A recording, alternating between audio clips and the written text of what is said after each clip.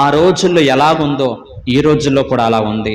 అటువంటి పరిస్థితుల్లో నోవహు ఒక ఓడని సిద్ధపరుచుకున్నాడు. ఎంతకాలమో తెలుసా? 120 సంవత్సరాల పాటు ఓడ నిర్మించుకున్నాడు. 120 సంవత్సరాల పాటు సువార్త ప్రకటించాడే తప్ప ఎవరిని కూడా బలవంతంగా చేపట్టుకుని మీరు ఓడలోకి వస్తారా చస్తారా, మీరంటే నాకు చాలా ఇష్టం అన్నాడు. ఎవరినన్నా? ఎవరినన్నా. స్వేచ్ఛగా సువార్త ప్రకటించాడు. మారు మనసు పొందండి, జలప్రళయం రాబోతుందని చెప్తే ప్రజలందరూ కూడా హేళన చేశారు, ప్రజలందరూ కూడా ఎక్కిరించారు, ప్రజలందరూ కూడా పిచ్చి పట్టినట్టుగా చూశారు. ఆ రోజు రానే వచ్చింది, ప్రచండమైన వర్షం వచ్చింది.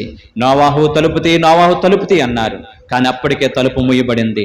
నోవహు తన ఇంటి వారు మాత్రమే రక్షించబడ్డారు. ఎందుకో తెలుసా?